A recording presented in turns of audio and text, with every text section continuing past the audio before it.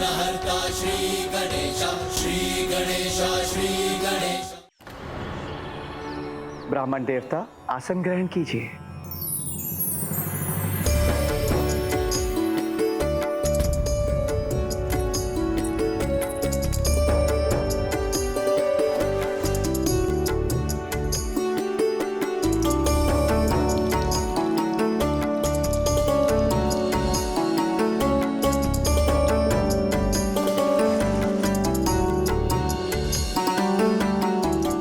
पुष्प आपको अर्पित करता हूँ।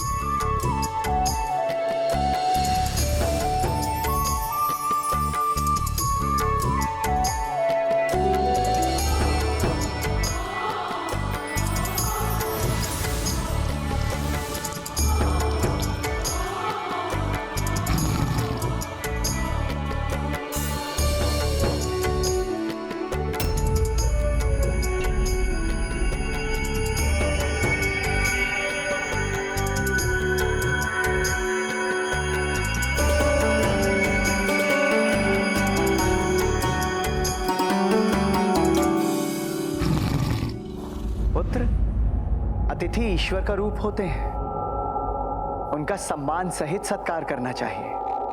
अतिथि की प्रत्येक इच्छा को पूर्ण करने से ही उनका आशीर्वाद प्राप्त होता है। उचित है पिताश्री।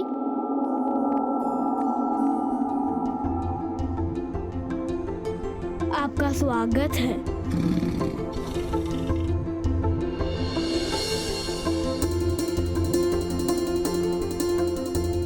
हम तो मात्र सामान्य नारायण भक्त के रूप में यहाँ आए हैं, किंतु ये कितनी निष्ठा से हमारी सेवा कर रहे हैं।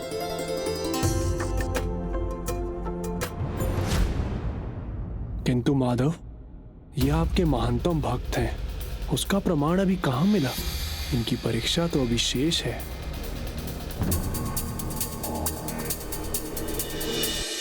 मेरे परिवार को आशीर्वाद देने की कृपा कीजिए।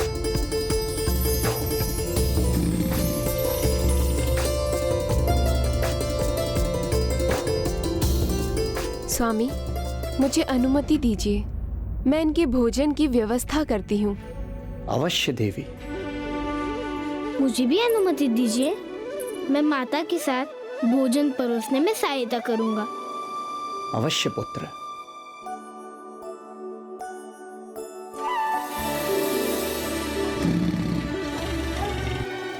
मेरी पत्नी के हाथों का भोजन आपको अवश्य स्वादिष्ट लगेगा।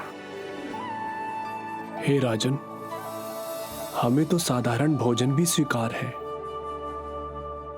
कंदमूल से, रूखे सूखे भोजन से हम अपना पेट भर लेते हैं। हमारे लिए तो उतना ही पर्याप्त है जिससे हमारा तन सुरक्षित रहे, ऊर्जावान रहे और हम प्रभु की भक्ति कर सकें। किंतु हमारा सींग, ये तो मात्र मांस ही खाता है।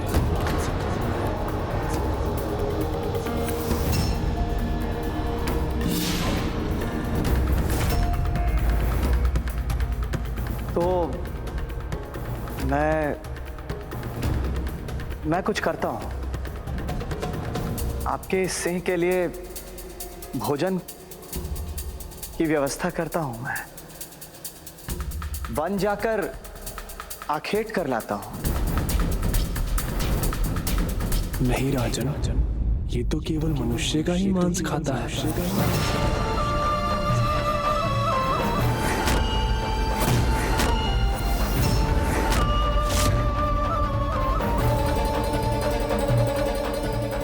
हम बड़ी आशा के साथ आए थे, किंतु यदि आपके पास इसके भोजन का कोई प्रबंध नहीं तो कोई बात नहीं, हम भूखे पेट ही लौट जाएंगे। किंतु प्रश्न ये है कि क्या आप अपने अतिथि के सत्कार की मर्यादा को भंग कर हमें यूं ही जाने देंगे? फिर आपके वचन का क्या होगा? मैं आपको वचन देता हूं, मैं आपको और आपके किसी भी साथी को अपने द्वार से भूखा नहीं लौटने दूंगा। नहीं ब्राह्मण देवता, मैं मर्यादा कदापि भंग नहीं होने दूंगा। मैंने आपको वचन दिया है कि कोई भी मेरे द्वार से भूखे पेट नहीं जाएगा। तो मैं स्वयं प्रस्तुत हूं। मैं बनूंगा आपके सिंह का भोजन। मैं बनूंगा आपके सिंह का भोजन।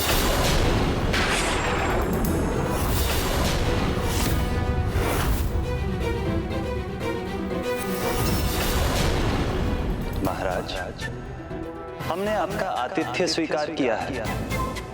आप यहाँ के गृह स्वामी हैं, इसीलिए हमारा सिंह आपको अपने भोजन के रूप में स्वीकार नहीं करेगा।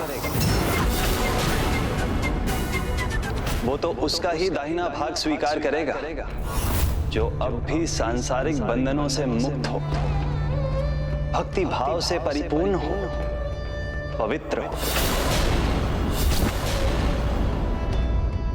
और जो आपको प्राणों से भी प्रिय हो।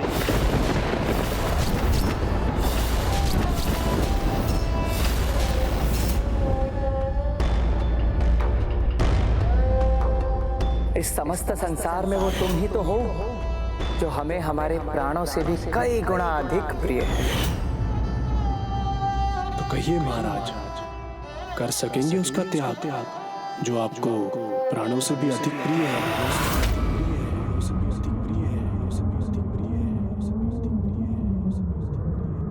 क्या आप अपने पुत्र को हमारे सिंह के भोजन के लिए प्रस्तुत कर सकेंगे? क्या आप अपने पुत्र को भोजन के लिए प्रस्तुत कर सकेंगे?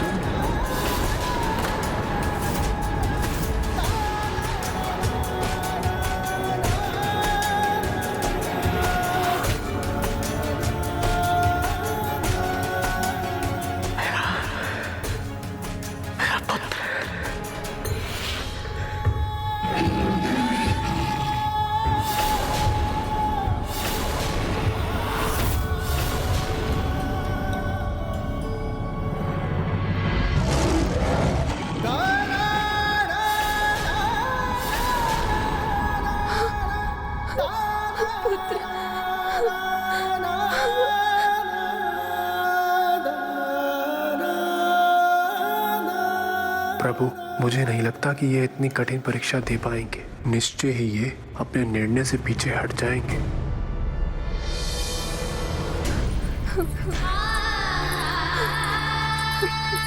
मैं प्रस्तुत हूँ स्वामी, मैं बनूंगी इनका भोजन।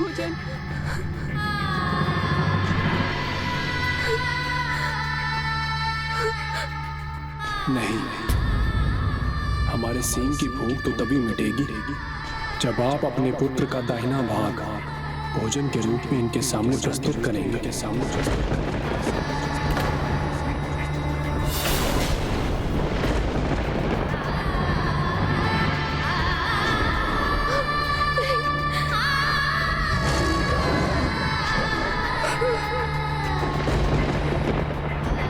अन्यथा आपका वचन भंग हो जाएगा महाराज।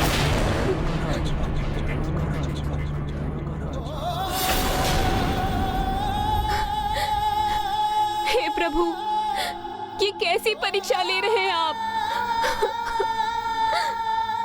आपकी कठिनाई हम समझते हैं। यदि आप ऐसा नहीं कर सकते तो कोई बात नहीं, आपका निर्णय हमें स्वीकार है। किंतु आपकी भक्ति, आपकी निष्ठा, आपके शब्दों की मर्यादा, क्या आप उन सभी का अपमान होने देंगे?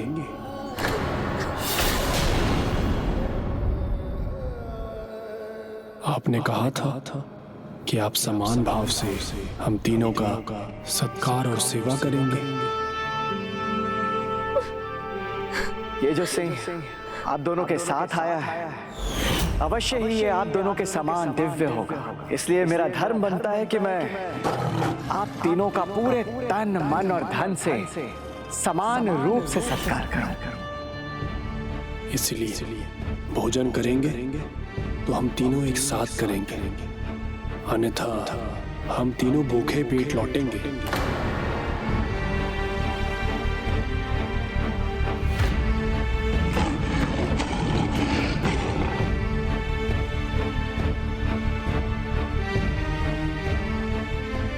अतिथि ईश्वर का रूप होते हैं।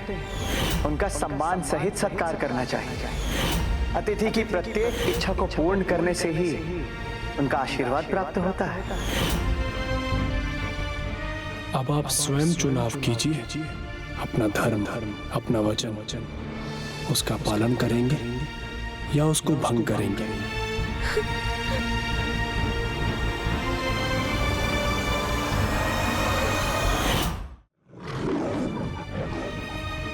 यह हमारे पुत्र के लिए हमारा प्रेम है और हमारे पुत्र की हर इच्छा पूर्ण करना पिता के रूप में हमारा धर्म है। पिताश्री, पिताश्री, संकोच मत कीजिए। पिता का धर्म पुत्र की इच्छा पूर्ण करने का होता है। तो पुत्र भी तो उसी धर्म से बंधे हैं ना पिताश्री। अपने पिता का वचन ना टूटने दो, ये मेरा भी तो धर्म है।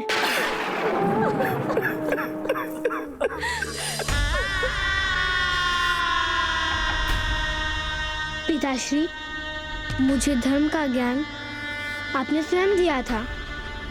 अतिथि की प्रत्येक इच्छा को पूर्ण करना हमारा धर्म है, तो मुझे उस धर्म को करने से वंचित मत कीजिए। यदि प्रभु के आशीर्वाद से मुझे सिंह का भोजन मिलना है तो मैं उसके लिए तैयार हूँ पिताश्री।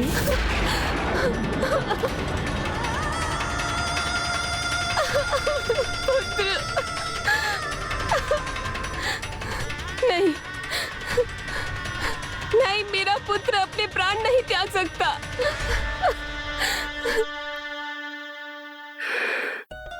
पुत्र, पुत्र, मैं क्या कहूं पुत्र, कि मुझे गर्व है कि मुझे तुम जैसा पुत्र प्राप्त हुआ, या ये कि मेरा दुर्भाग्य है कि ऐसी दुविधा में हूं जहां मैं खोए बिना, तुम्हारा त्याग किए बिना अपना धर्म पूरा करने का मेरे पास अन्य कोई उपाय नहीं है। पुत्र,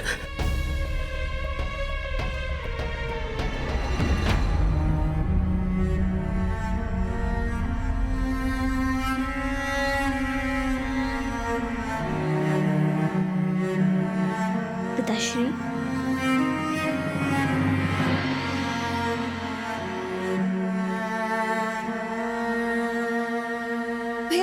फिर आपने क्या किया? हाँ महाराज मोरध्वज, हमें बताइए ना, आपने क्या निर्णय लिया?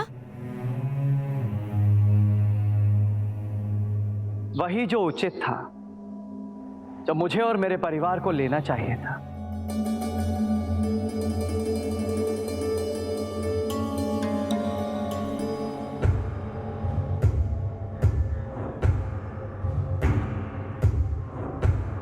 ब्राह्मण देवता, आप दोनों भोजन आरंभ करें।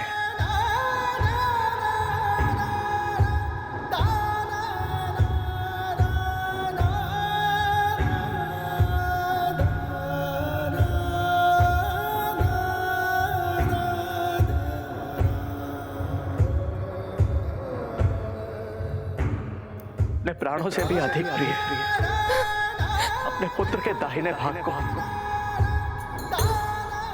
अपने अतिथि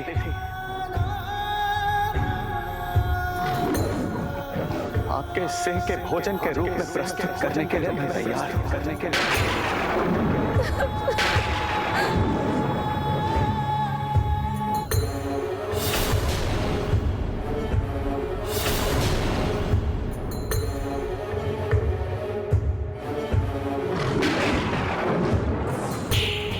सिंह महाराज, आइए, मेरे साथ चलने की कृपा कीजिए।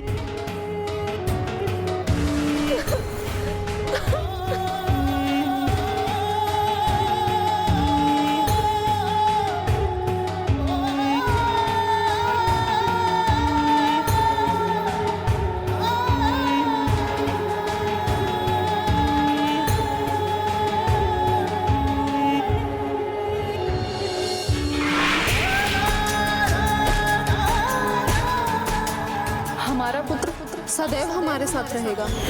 हम अपने नेत्रों से कभी ओझल नहीं होने देंगे। हे माधव, परीक्षा तो संपन्न हुई, अब तो इन्हें रोक लीजिए।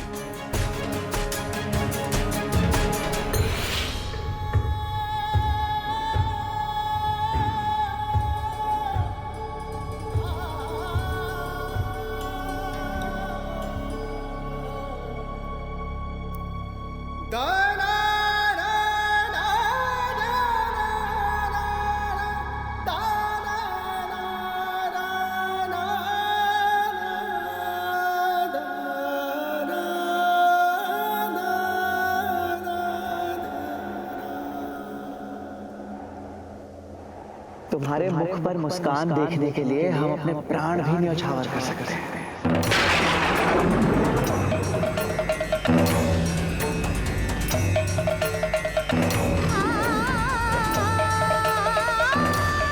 स्वामी,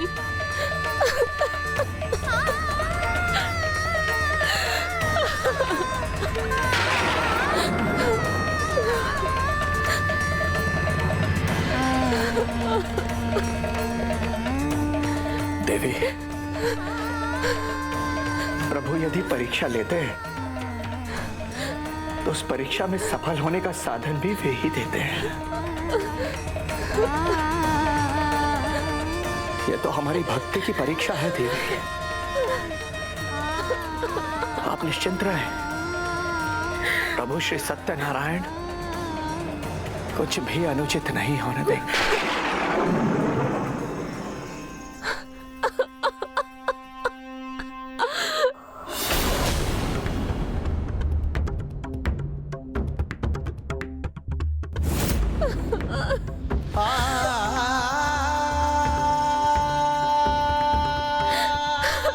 मेरा पुत्र।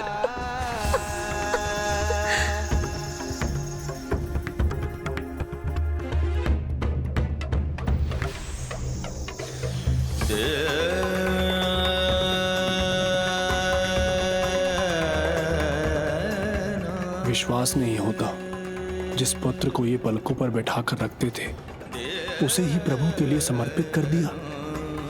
अद्भुत है इनकी भक्ति।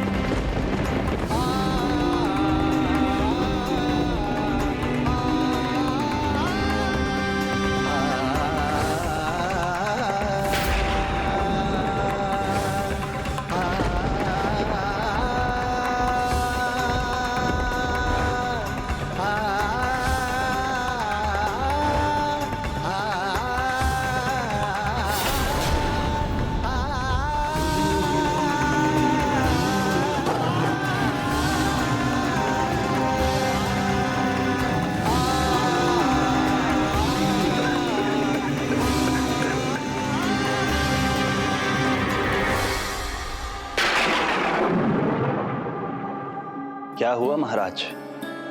कहीं आप इस शोक में तो नहीं? ये आपने अपने पुत्र को हमें भोजन रूप में प्रस्तुत किया, तब तो आपका त्याग व्यर्थ हो जाएगा।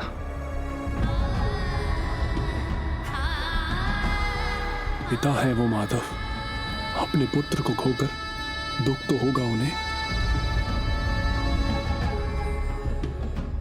नहीं ब्राह्मण देवता, नहीं। मेरे पुत्र के नेत्रों में एक भी अश्रु नहीं था। इस बात का शौक नहीं है मुझे।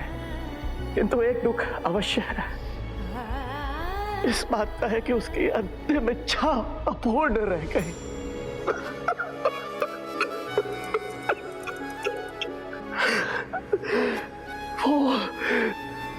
वो चाहता था कि उसके शरीर का दूसरा भाग भी आपके सिंह के भोजन के लिए उपयोग में आए,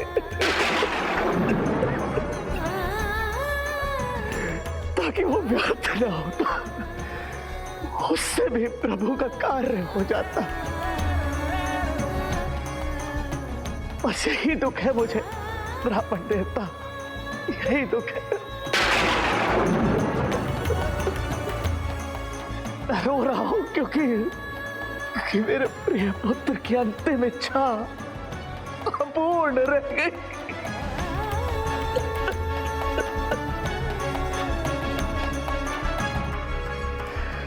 यदि मेरे पुत्र की अंतिम इच्छा पूर्ण हो जाती, यदि मेरे पुत्र को पूर्ण रूप से खा लिया जाता, तो मेरा पुत्र अमरध्वज संतुष्ट हो जाता, तब मैं भी संतुष्ट होता ब्राह्मण देवता, मैं भी संतुष्ट होता।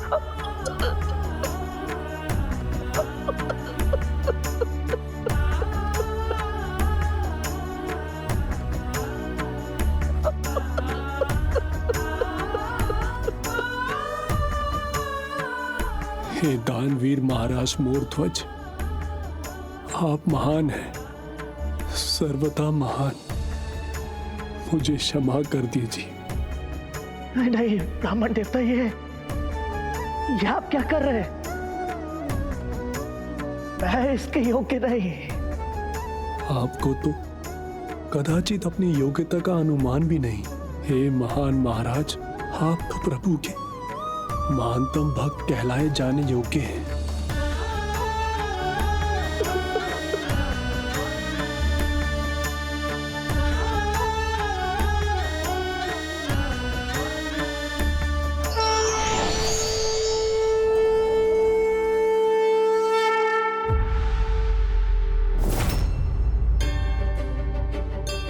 प्रभु, मेरे सभी प्रश्न, सभी संशय मिट गए हैं। अब कोई भ्रम नहीं है मुझे। मैं मानता हूं प्रभु कि महाराज मोरध्वज ही आपके महानतम भक्त हैं। प्रभु, अब आप इनकी और परीक्षा मत लीजिए।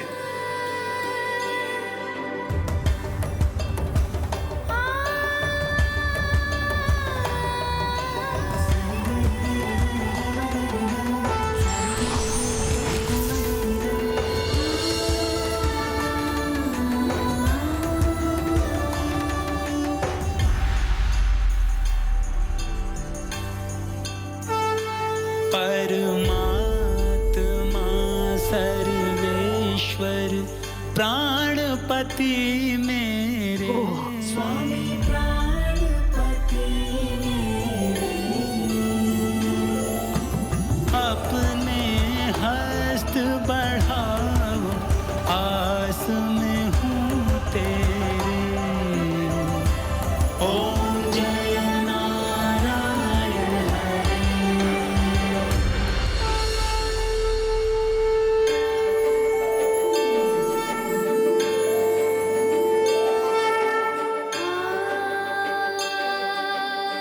प्रणाम प्रभु।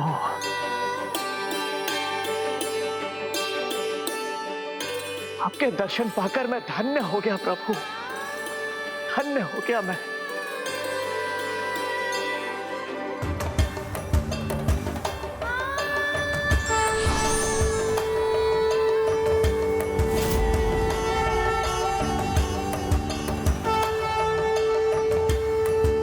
यमदेव, प्रणाम यमदेव।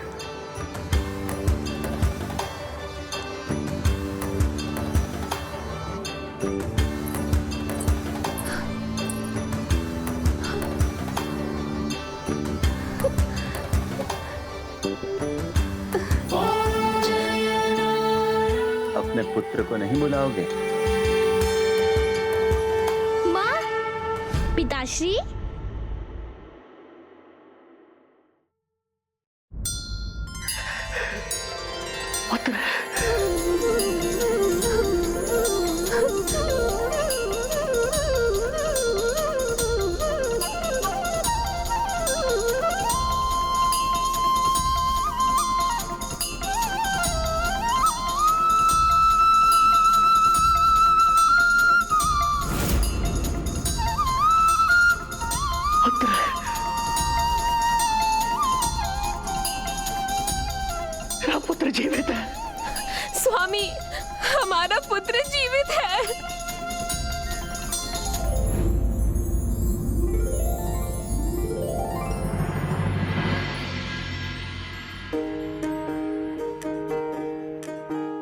प्रभु, आपका कोटि कोटि धन्यवाद।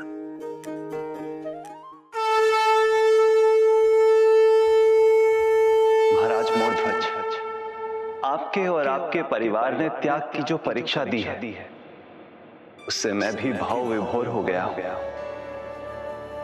कहिए, मैं आपको क्या वरदान दूं? जिस भक्त को प्रभु के साक्षात दर्शन प्राप्त हो जाए, उसे भला उसके अलावा और क्या चाहिए?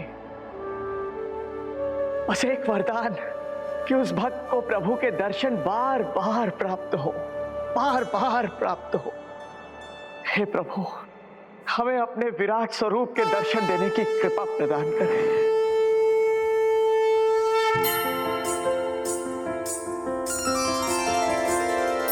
अच्युतानंत गोविंद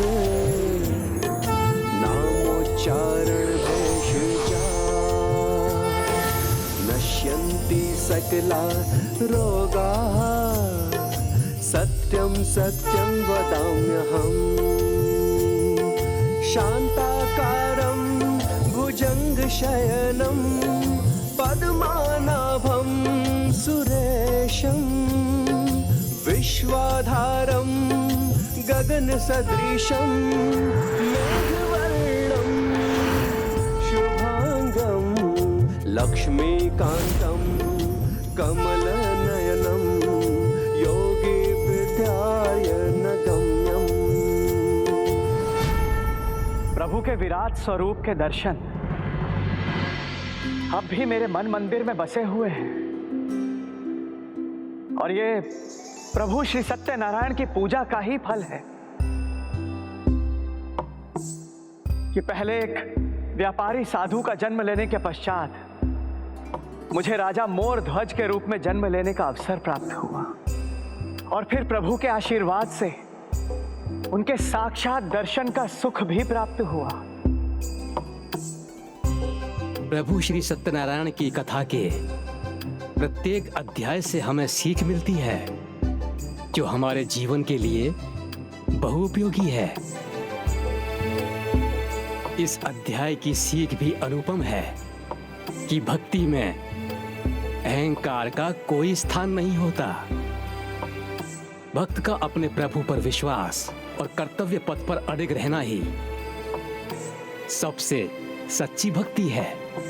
चाहे मार्ग में कठिनाई आए, चाहे कड़ी परीक्षा, जो इन सब से ऊपर उठ जाता है उन्हें भगवान का आशीर्वाद प्राप्त होता है, जैसे राजा मोर ध्वज को प्राप्त हुआ है। इसके साथ ही कथा का चौथा अध्याय भी समाप्त हुआ। इति श्री रेवा खंडे श्री सत्यनारायण व्रत कथा नाम चतुर्थो अध्याय समाप्तः। बोलो सत्यनारायण भगवान की।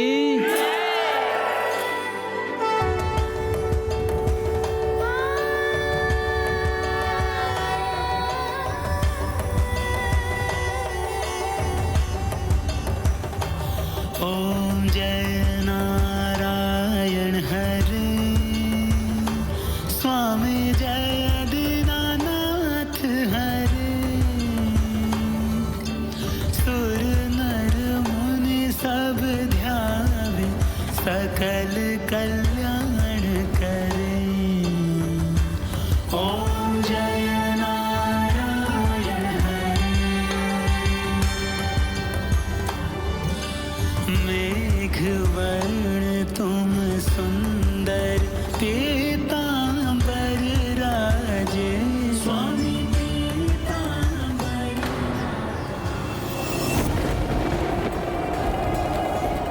ये कैसी दिव्य ऊर्जा है जो प्रतिपल निकट आती जा रही है? और कौन है ये जिनका क्रोध अब और स्पष्ट हो रहा है?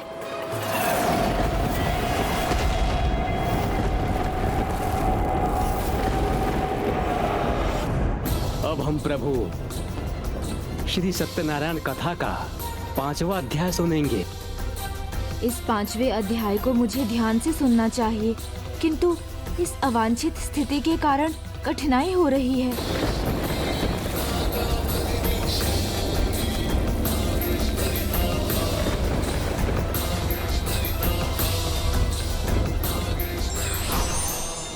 प्रभु पर अटूट विश्वास रखते हुए कर्तव्य को पूर्ण करने वाले भक्तों की प्रभु सदैव सहायता करते हैं।